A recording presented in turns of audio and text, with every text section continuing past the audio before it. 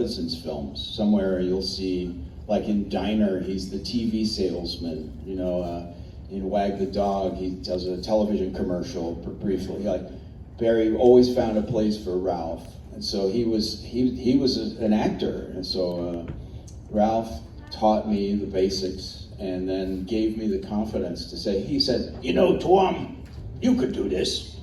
You could be an actor." And I was sweeping floors at Heckinger's. Do they have Heckinger's in? Not anymore.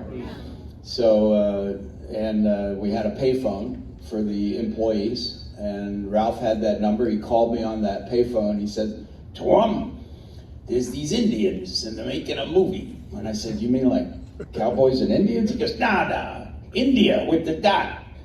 He goes, "You go down there and audition. They're looking for a white kid to star in this Romeo and Juliet style Bollywood film where a young white boy falls in love with an Indian girl, and their parents hate each other, and so they run off together in this kind of road trip across America."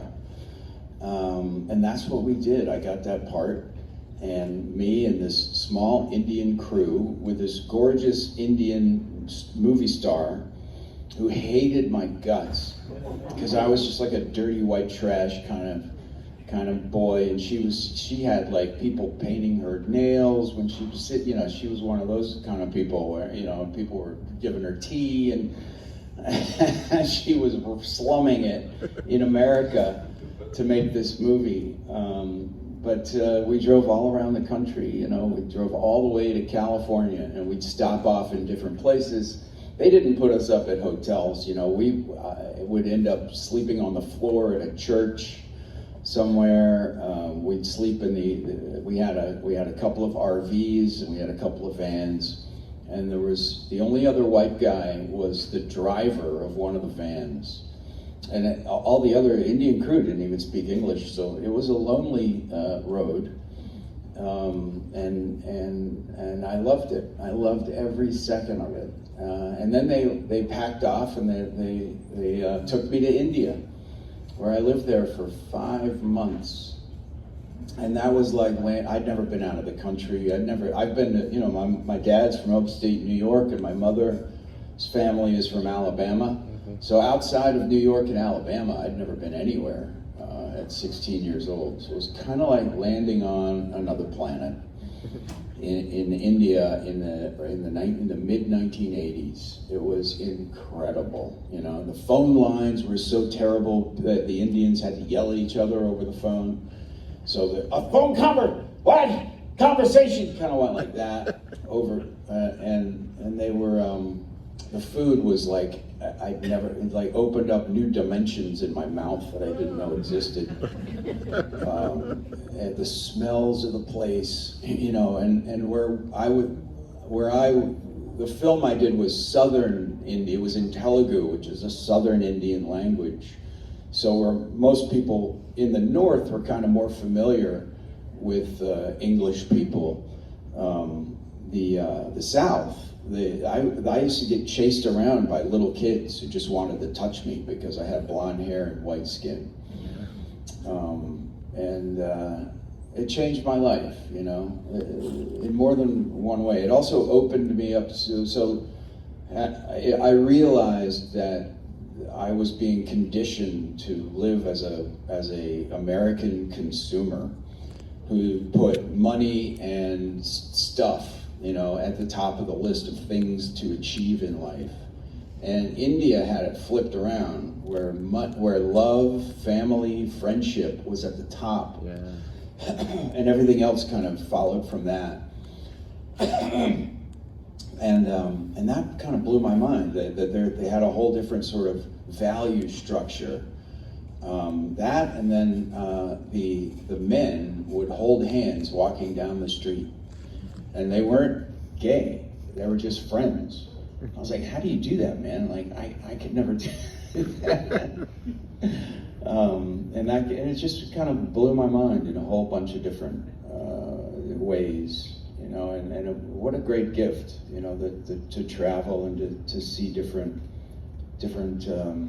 human beings living on the planet. I think that's probably been the best gift of sort of doing what we do and filming in different areas and going and visit and meet different people. How did that experience help you as an actor? I mean, that is pretty hardcore right off the bat. Mm-hmm. Traveling to a different country, being that young, how did that help you down the line as an actor, you think? Well, it all just sort of opens up your brain, and it absolutely, I mean, look, we're trying to sort of, in a perfect world, we're reflecting the human experience. So the more you can absorb and the more you can know about the human experience, the better equipped you'll be. Have you been back to India since? I did. I have a friend that got married. This is a long time ago, but I was able to go to Kerala, which is on the coast. And so they live in more of a seaside sort of a lifestyle in India. And the lobsters were blue lobsters. Yeah. They were delicious. Blue. So I got to ask you, portray a wide range of characters from Punisher to Joe Miller in The Expanse. What draws you to a role, and how do you decide which projects to take on? I have to like the script.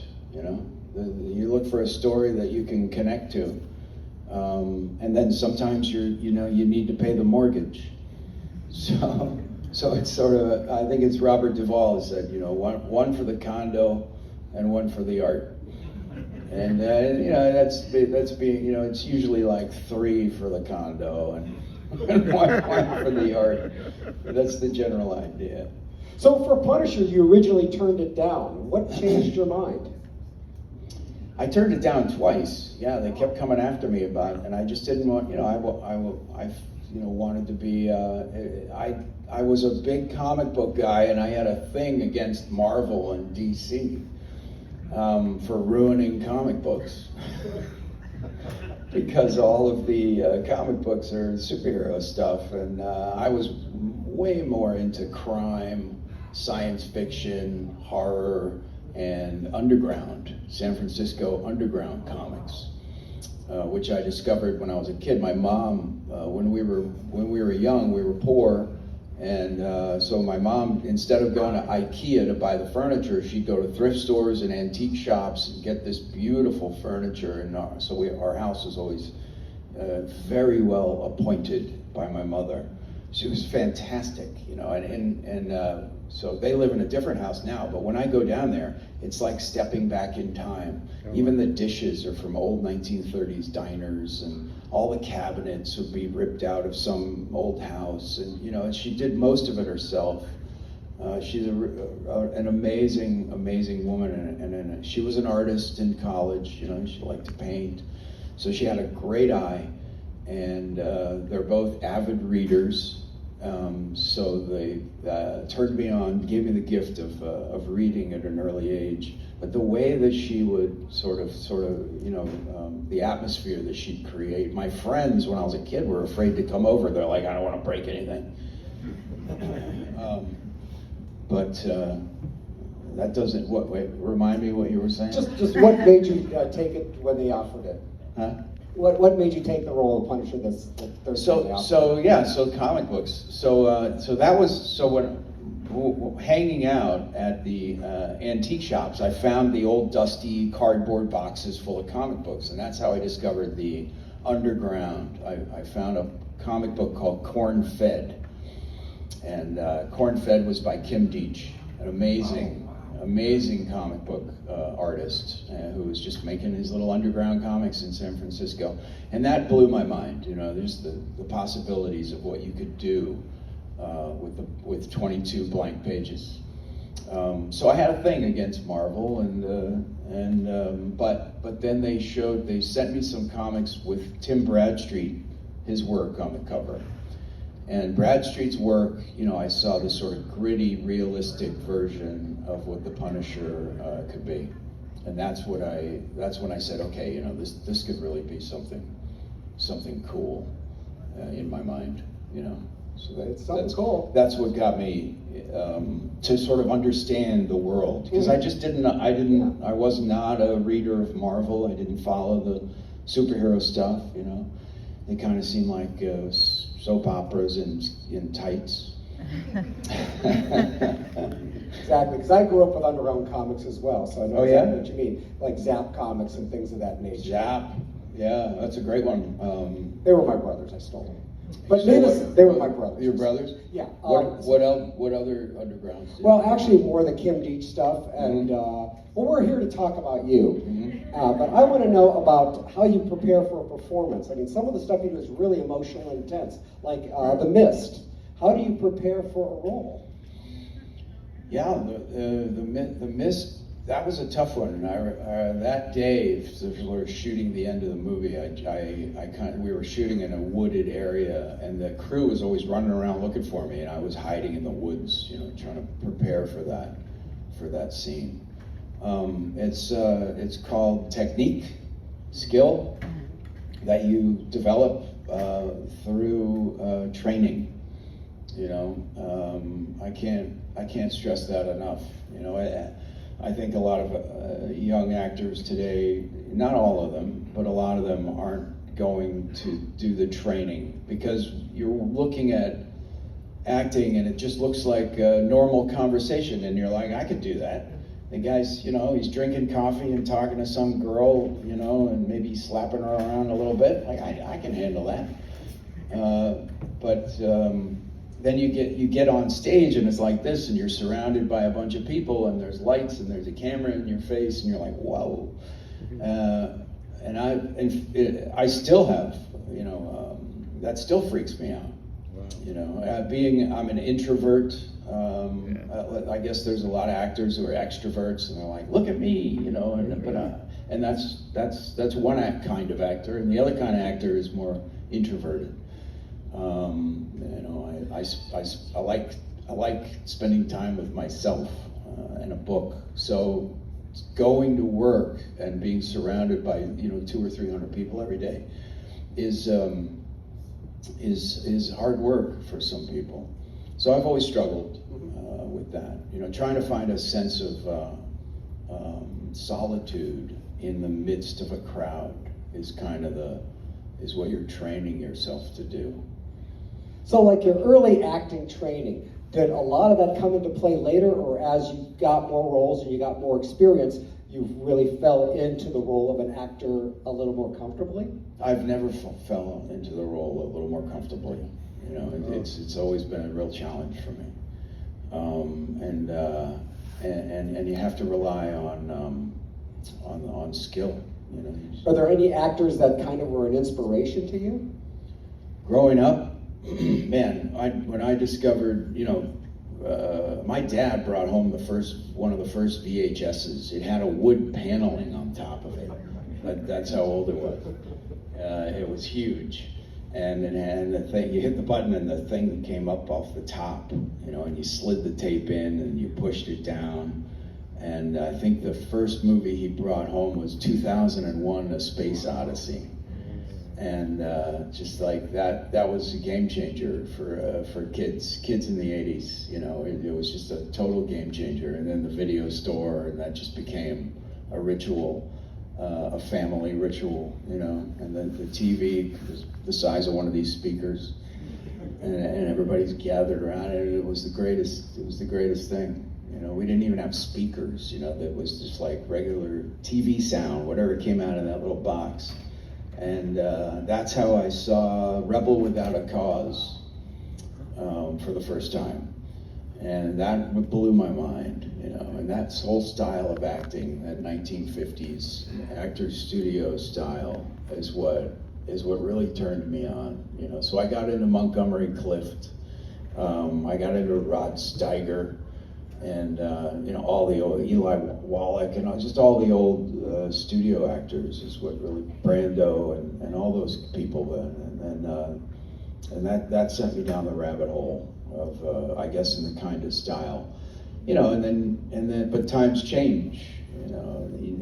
The 70s came, Jaws came out, you know, and the people turned away a little bit from the more internal taxi driver type stories, and you know, then we paved the way for the Marvel films, and so I'm interested to see what's going to happen now with AI. When it's like the spectacle you can find that anywhere now. Some kid, you know, one of you kids later today is going to create some brilliant Star Wars opening on his phone.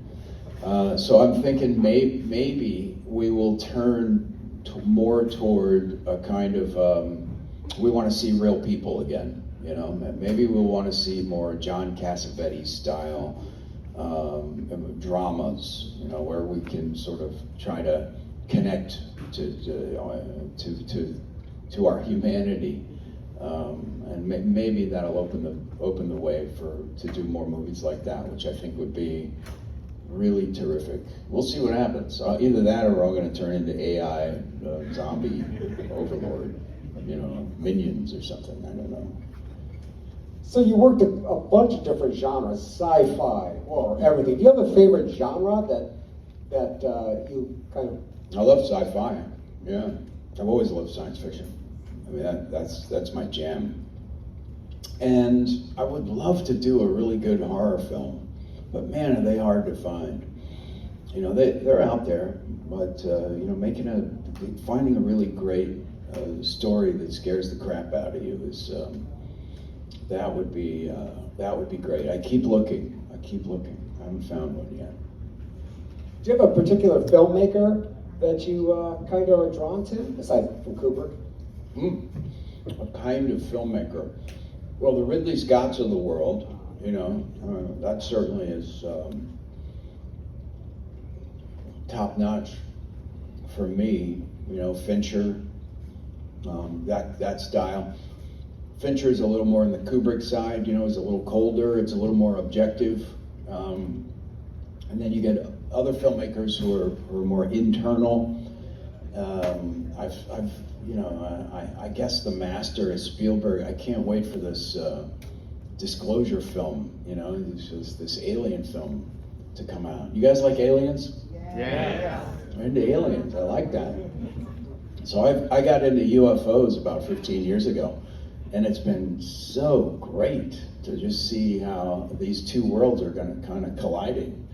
Where we might actually get some answers here in the next couple of years, you know, and that's fascinating to me. I think that there's a world where we can start merging this sci-fi element, but bring it down to earth, and tell some of these stories, some of these old UFO stories, you know, and start to make movies out of them. I think that's going to happen, and people are going to look at that stuff in a new way relatively soon. We're going to get some questions from the audience, but I have a question for you. Do you do any writing? Oh yeah. I'm always writing. I'm actually working on a book about UFOs right now. Well, it's more about aliens. Who's flying these damn UFOs? Where do they come from? Why are they here? What do they want? How long have they been here? What's their technology like? What do they know that we don't know? You know, because that's sort of a window into the future. If these aliens have figured out how to visit planet Earth, and they've survived as a civilization long enough to be able to use that technology, then how did they do it, and what can we learn from them that's going to help us become a better civilization and survive and thrive? You know, they must have had some sort of technological AI era, and one of the great questions is AI an invention or a discovery? Wow. And I think that a lot of these questions can start to be answered if we take seriously the fact that other civilizations have figured out how to leave their planet and visit us. And we're not the only ones, you know. We're probably just one stop on their summer vacation. Good point. Let's get some questions from the audience, please. And by the way, thanks for doing this. Oh, thank you. And we headed back to your table after we're done, so if you didn't have time for a question or just want to hang out, I know I'd want to hang out. But needless to say, Yeah. raise your hand, got a question, and Carrie will come around. Hi, Thomas. Thank you for coming. So as a fan of science fiction, you know that anything can be reasoned in a script logically. So considering one for the condo, one for the art, if they came calling, would you consider coming back as either the Punisher or as Miller? Oh, yeah. I would love to do a Miller sort of a mini series or something, you know, like something that focused more on that blend of noir, detective, sci-fi. That's what really sold me on The Expanse, and I had such a great time with those guys. We had a unique crew. It was the kind of situation where somehow everything came together in a way that the crew bonded in a way that I've never seen before. So that when we would get re-upped for another season, the crew, whatever job they were on, they'd drop that and they'd come back to work with us, and that happened every year. So that was a terrific creative team. It was a great story, and we had a great crew, and so yeah, to revisit that would be really fun. And of course, you know, the Punisher, Jesus man, I'm going to the gym for 3 months and doing all that. It'd have to be a great story, you know? If it was a great story, you show up and do it. I mean, that's the way I look at it. You know, if somebody has a great story to tell, then my job, and I have something to contribute, then my job is to show up and do the work and give it 110%.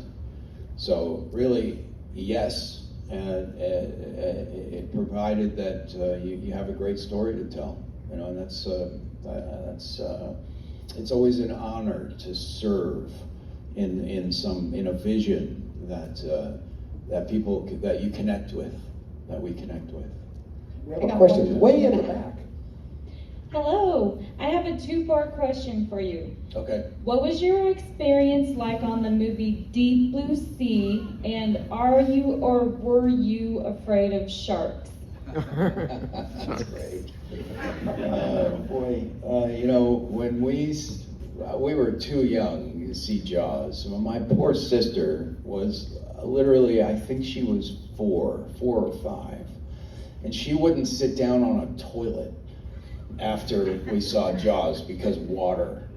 You know, yeah. I mean, it really hit something in that reptile brain, and it scared everybody. I mean, I think sharks are endangered today because of Jaws, and we just have, you know, we have an innate fear of sharks, but no, sharks are not. You know, more people die of bee stings than they do from getting eaten by a shark. It happens.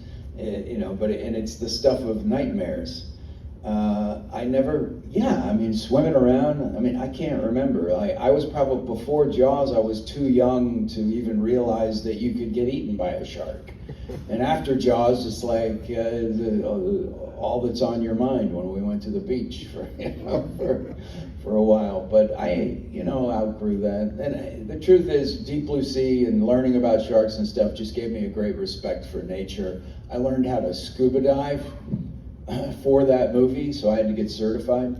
And that was the greatest gift that anybody's given me, you know, was being able to sort of visit subterranean worlds all over the world, you know. So wherever I go around the world, if there's good diving there, I do it, because the experience is just so overwhelmingly beautiful. So so what it's done, Deep Blue Sea, is deeply increased my appreciation for nature and sharks.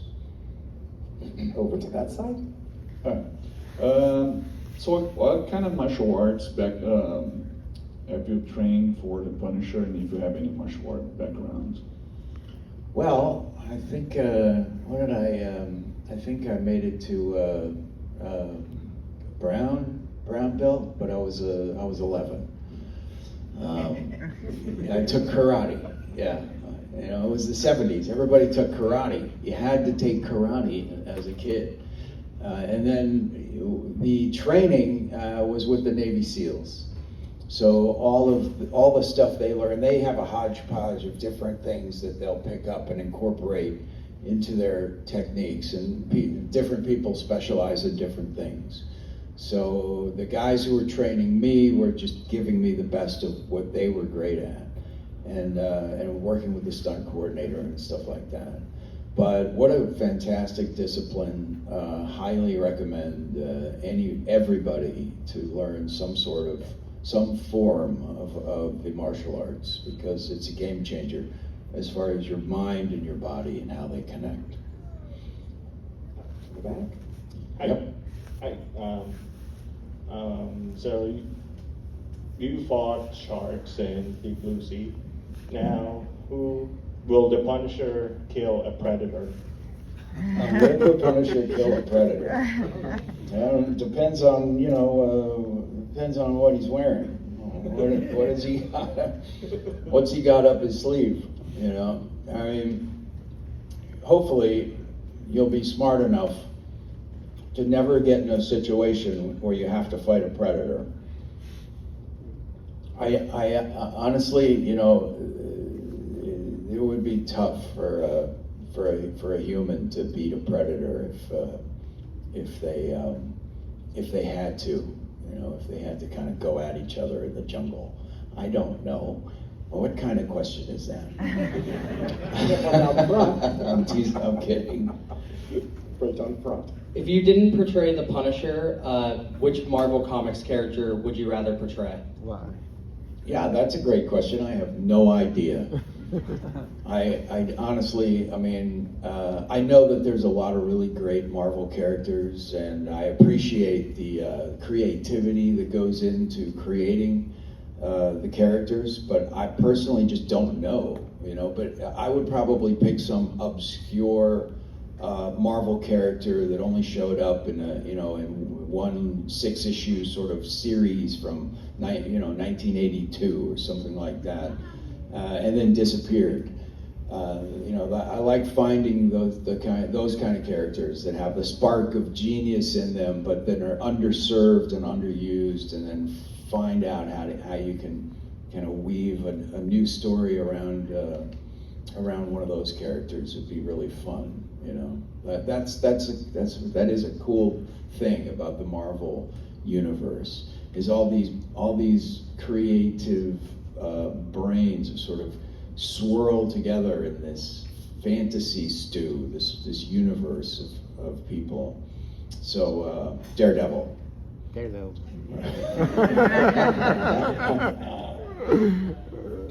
Hi, Thomas.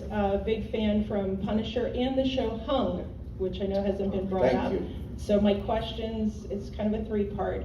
Was Hung for the art or for the condo? Being an introvert, how was it playing that role, and what was your experience doing that role? Well, those are all great questions. Yeah, thank you. That's great. Yeah. Being an introvert, I spent more time naked on set than I did in my own home, making that show, and that was wild. You know, it's nothing like the first time. You know, when you're first shooting the film, and you have to be on set, and you're like, okay, now this day, most of the day, you're naked and you're filming some scene with this, you know, actress that you've never met before. And I think humor helped a lot. And I knew that as the lead of the show, I had to sort of own it. And so I did. You know, I would just stand around butt naked on set and make jokes, and try to. I learned pretty quickly that my job was to try to make the actress feel comfortable, because she is way more worried about the way she looks and her body on film and all that stuff than I am.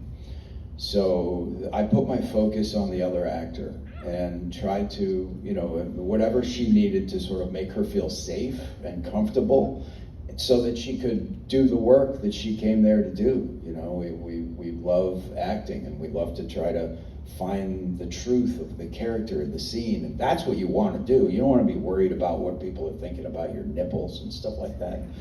So that helped me a lot. As an introvert, you know, I could instantly relate to sort of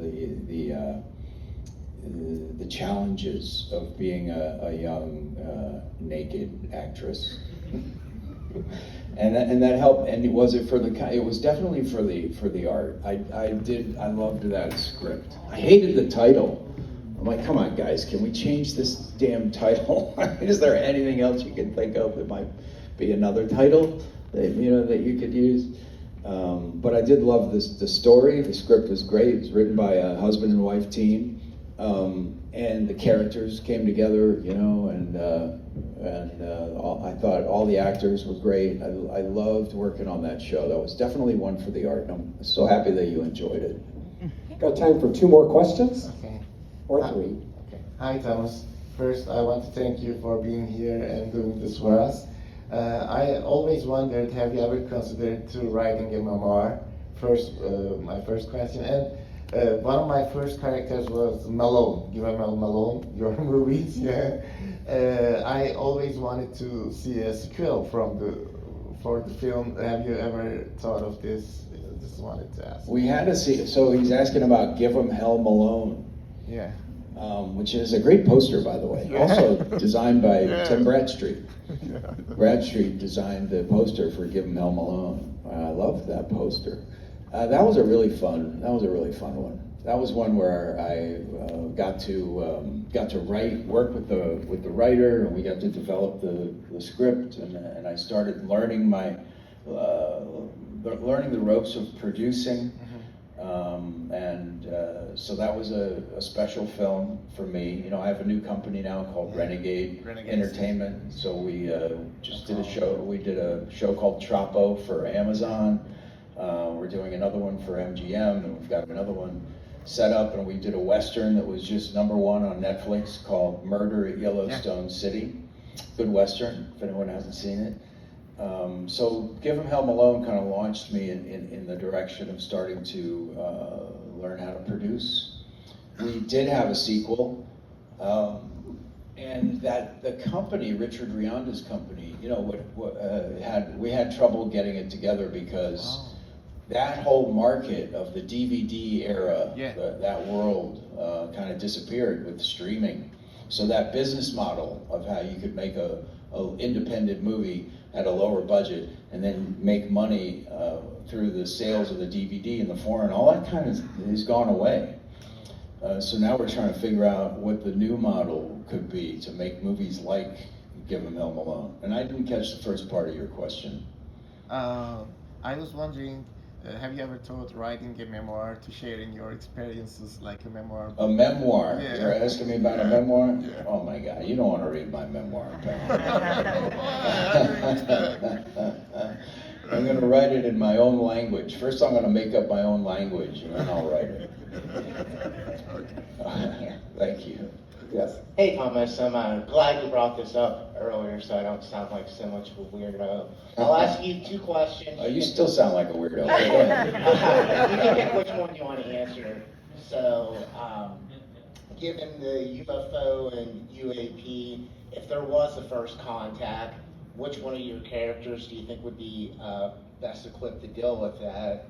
Or you could answer, personally, are you leaning towards it being more of a interdimensional thing or a outer space type of thing? So do you think they're here, or do you think they're coming from afar? Yeah, no, that's a great question. So there's sort of 3 main, there's a few different sort of theories about who these aliens are.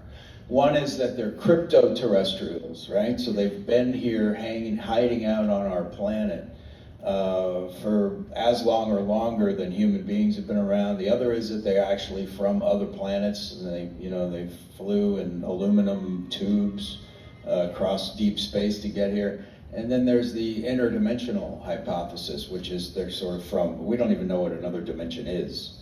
But the idea being that they may be from some other kind of density or something that's not the three-dimensional physical world, you know, so from some other realm, you could say, and that's sort of the interdimensional hypothesis.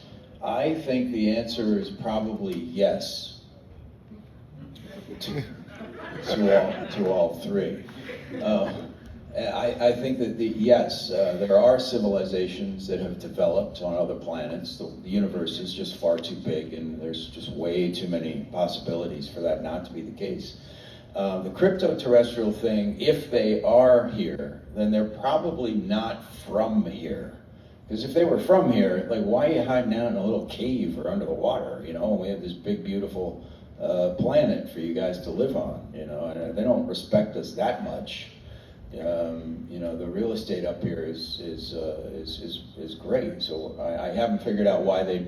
But other civilizations may have created bases here, under the water, inside of mountains, and just, you know, those would be, you know, little stop, sort of base station, you know, so wherever you're coming from, you land, you sort of like a big sort of resort / airport, where different civilizations can come in and out of, and hang out in a relatively safe space. I think we're going to be astonished at how many different types of species are visiting our planet when that happens.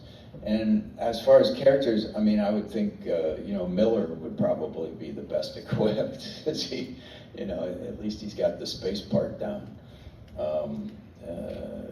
Yeah, these are the questions that keep me up at night. You know, who are they? Where are they from? What are they doing here? What do they want?